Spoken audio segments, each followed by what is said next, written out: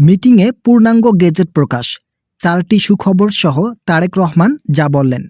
অর্থমন্ত্রীর নির্দেশে ঈদের আগেই কার্যকর নবম পে স্কেল। ভিডিওটি শুরু করার পূর্বে অবশ্যই চ্যানেলটি সাবস্ক্রাইব করে ভিডিওটি কন্টিনিউ করুন। আজ অর্থ মন্ত্রণালয়ে প্রায় 3 ঘন্টার একটি বৈঠক অনুষ্ঠিত হয়েছে। এই বৈঠকে সভাপতিত্ব করেন প্রধানমন্ত্রী তারেক রহমান। এছাড়াও উপস্থিত ছিলেন অর্থমন্ত্রী আমির খসরু, স্বরাষ্ট্রমন্ত্রী সহ বিভিন্ন ঊর্ধ্বতন কর্মকর্তারা। তারা সকলে গ্রেড সংখ্যা পরিবর্তনের বিষয়টি নিয়েও আলোচনা করেন। তাদের ভাষ্যমতে শুধুমাত্র আংশিক নবম জাতীয় বেতন স্কেল বাস্তবায়ন করলেই হবে না, এখানে পূর্ণাঙ্গভাবে বাস্তবায়ন করতে হবে। যদি এখন আংশিক বেতন স্কেল বাস্তবায়ন করা হয় তাহলে পরবর্তীতে পূর্ণাঙ্গ বেতন স্কেল কার্যকর হওয়ার সম্ভাবনা ক্ষীণ হয়ে পড়বে। সর্বশেষ 2015 সালের গ্রেড সংখ্যা অনুযায়ী নবম পে স্কেল বাস্তবায়ন করা হলে সরকারি চাকরিজীবীদের ব্যাপক সমস্যা তৈরি হবে। তাই সকল কিছু পর্যালোচনা করে গ্রেড সংখ্যা পরিবর্তন করার মাধ্যমে পূর্ণাঙ্গ বেতন স্কেল কার্যকর করা হবে। গতকালের বৈঠকে বেতন বৃদ্ধির সিদ্ধান্তটি খুব একটা জোরালো না হলেও আজকের বৈঠক সরকারি চাকরিজীবীদের গ্রেড প্রকাশের চূড়ান্ত দিক নির্দেশনা প্রকাশ করেছে।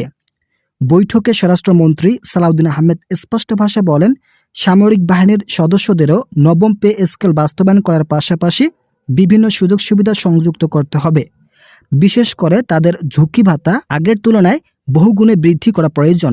এছাড়াও রেশন সুবিধা সহ অন্যান্য সুবিধাগুলো সিভিলিয়ান চাকরিজীবীদের থেকে কিছুটা বৃদ্ধি করতে হবে।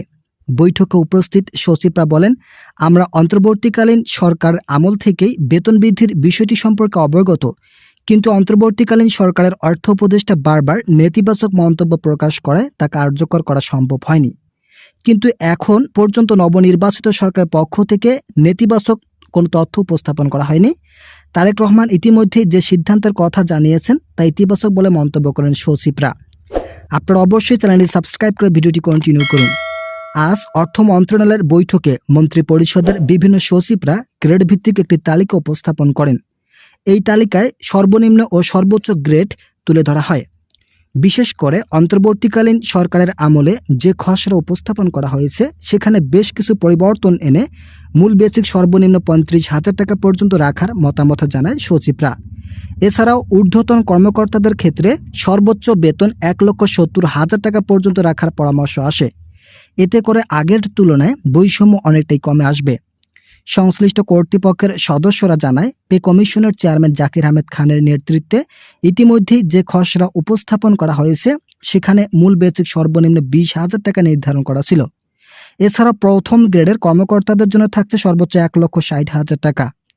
কর্মচারী মহলের সদস্যরা আগামী 15 মার্চ কঠোর কর্মসূচি দেওয়ায় সরকারি মহলে ব্যাপক উত্তেজনাকর পরিস্থিতি তৈরি হয়েছে।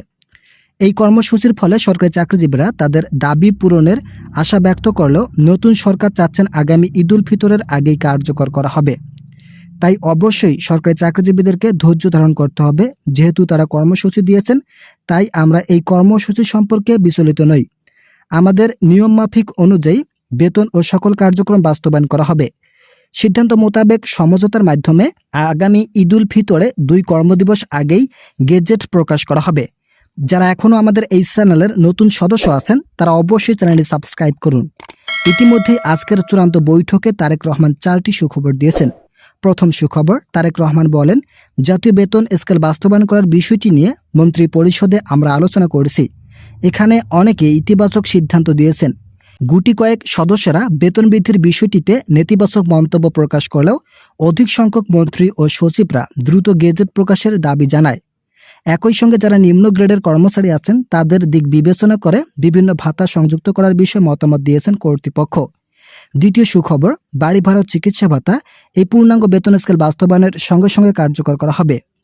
ইতিপূর্বে যে রিপোর্ট উপস্থাপন করা হয়েছে সেখানে এই 2টি ভাতা সংযুক্ত না থাকায় সরকারি চাকরিজীবীদের মাঝে ব্যাপক উত্তেজনাকর পরিস্থিতি তৈরি হয়েছিল।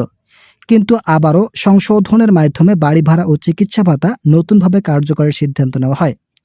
তৃতীয় সুখবর, সিলেকশন গ্রেড ও টাইম স্কেল পুনরুদ্ধার। 2015 সালের 8ম বেতন স্কেলে এই 2টি সুযোগ সুবিধা বন্ধ করে দেওয়ায় সরকারি চাকরিজীবীদের মাঝে হতাশা জন্ম দিলে নতুন আঙ্গিকায় এই 2টি ভাতা পুনরায় চালু করার সিদ্ধান্ত এসেছে। চতুর্থ সুখবর, শতভাগ পেনশন সুবিধা ও শিক্ষা ভাতা বৃদ্ধি করার বিষয়ে নতুন একটি বৈঠক করেছেন মন্ত্রিপরিষদ। সেখানে শতভাগ পেনশন সুবিধা বৃদ্ধির বিষয়ে অধিকাংশ সদস্যরাই নেতিবাচক সিদ্ধান্তের কথা জানায়। তারা বলেন, শতভাগ পেনশন সুবিধা না করে 85% পর্যন্ত কার্যকর করা যেতে পারে। একই সাথে শিক্ষা ভাতা সন্তান প্রতি 2000 টাকা পর্যন্ত সিদ্ধান্ত বহাল রাখার নির্দেশ এসেছে। ভিডিওটি শেষ করার পূর্বে যারা এখন আমাদের এই চ্যানেলের নতুন সদস্য আছেন তারা পরবর্তী আপডেট পেতে চ্যানেলটি সাবস্ক্রাইব করুন।